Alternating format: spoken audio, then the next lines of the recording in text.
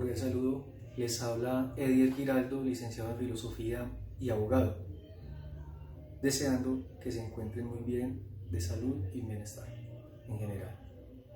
En esta ocasión los voy a invitar a reflexionar en torno a una pregunta. ¿Por qué razón los animales hoy en Colombia no son ni pueden ser considerados sujetos de derecho?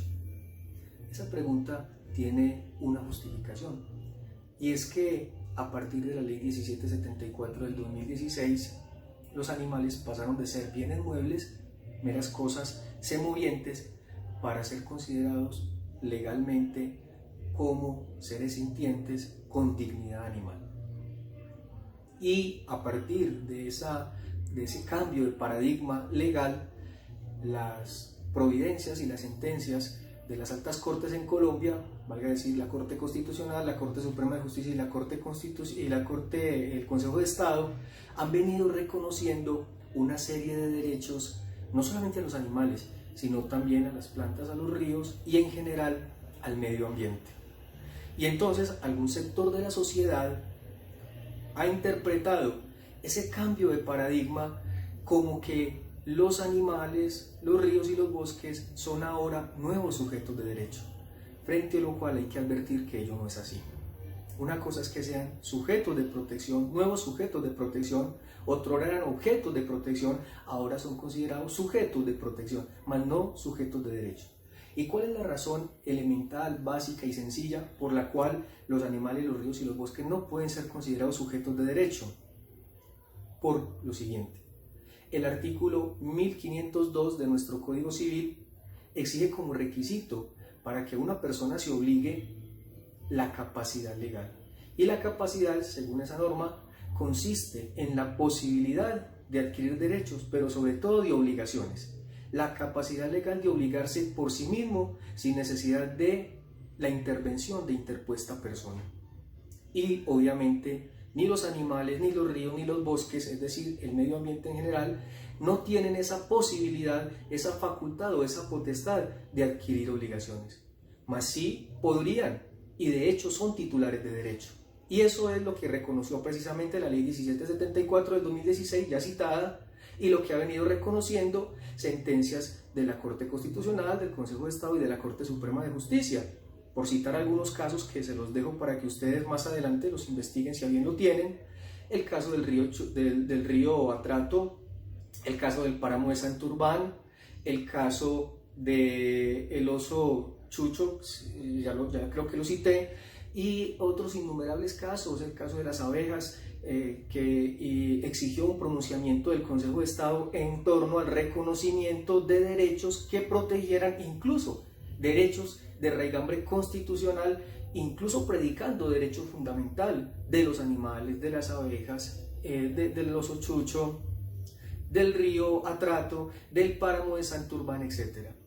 Entonces la sociedad, con base en esas sentencias que ha permitido la presentación de una acción de tutela con miras a proteger derechos del medio ambiente, ha interpretado que esa procedencia de acciones de tutela, no para proteger derechos fundamentales de los seres humanos, sino para proteger derechos fundamentales de los animales, los ríos y los bosques, ha sido interpretado, repito, como que entonces en Colombia ya los animales son nuevos sujetos de derecho, al igual que los ríos y los bosques, y que ya no solamente son objetos de derecho.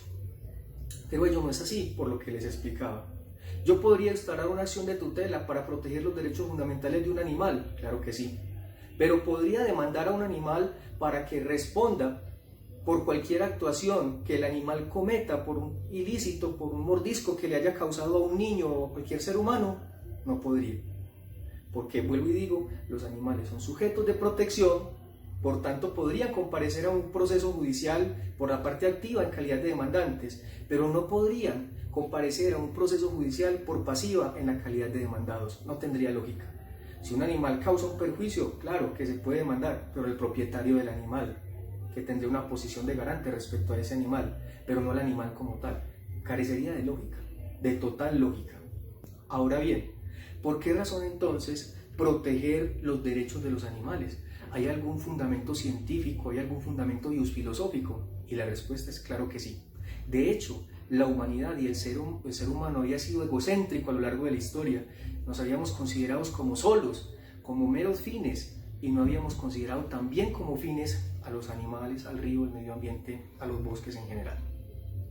Resulta que eso es lo que está ocurriendo, que en buena hora la sociedad y los ordenamientos jurídicos se están dando cuenta que el hombre no habita solo y que no es el único del cual se pueda predicar dignidad. No somos los únicos fines. Los animales, los ríos y los bosques no son solo medios al servicio del hombre, también son fines en sí mismos, y en eso consiste el concepto de dignidad. Pero ¿cuáles son básicamente y grosso modo los fundamentos más importantes a nivel científico, a nivel filosófico, incluso a nivel religioso, para cambiar ese paradigma de considerar los animales, los bosques y los ríos como cosas y poder considerarlos como sujetos de especial protección? Uno, el mismo Génesis en las Sagradas Escrituras, en la Sagrada Biblia, nos dice o nos narra que cuando Dios fue creando cada una de la naturaleza, de los seres de la naturaleza, vio Dios que era bueno. Se maravillaba Dios de su misma obra, y no solamente al crear al hombre. Antes de crear al hombre, al crear los ríos, los animales, los bosques, etc., Dios siempre concluía, Dios vio que era bueno. O la Biblia concluía, Dios vio que era bueno. De la mano con ese, digamos, primer argumento teológico y religioso, está también el argumento místico, o el fundamento místico. San Francisco de Asís predicaba de la luna, hermana luna, del sol, hermano sol, de los animales, hermanos animales, etcétera, etcétera, contemplándose y maravillándose de la naturaleza, considerándola como un par, como un prójimo, cuando lo llamaba hermano. Del lado de la ciencia, la teoría evolucionista de Charles Darwin, la teoría del genoma humano, con la genética y los avances en genética, hoy en día nos dicen que la diferencia entre los seres humanos y los animales no es de esencia, que es de mero grado, que no somos tan distintos realmente a los animales, que no nos diferenciamos esencialmente de los animales, que el ser humano, la única diferencia de los animales es gradual y en un grado de hecho muy minúsculo, muy particular, muy delimitado. Y esa teoría se refuerza con una teoría filosófica y lógica que se conoce como la lógica difusa, así logic en inglés, o lógica borrosa, que precisamente hace esa consideración, la misma consideración de la que parte la teoría evolucionista de Charles Darwin y el genoma humano, de que los seres, los entes que compartimos en este universo, no nos distinguimos, no nos diferenciamos los unos de los otros de manera esencial, que la diferencia es solo de grado, en un grado pequeño. Por lo tanto, incluso la teoría evolucionista nos dice precisamente que el ser humano deriva y ha evolucionado de los animales, que a su vez han evolucionado de las plantas, y que nuestra composición corporal y genética, orgánica, en nuestra composición orgánica y genética, el ser humano todavía tiene genes del vegetal y todavía tiene genes del animal. Y por ello no hay razón para que nos sigamos creyendo los seres humanos los dueños del mundo y los únicos seres dignos. Por eso hoy habría que modificar un poco, y nos atrevemos a hacerlo, ese imperativo categórico kantiano, que decía: actúa de tal manera que en tu manera de actuar trates siempre a la persona de los demás como un fin en sí mismo y nunca como un medio.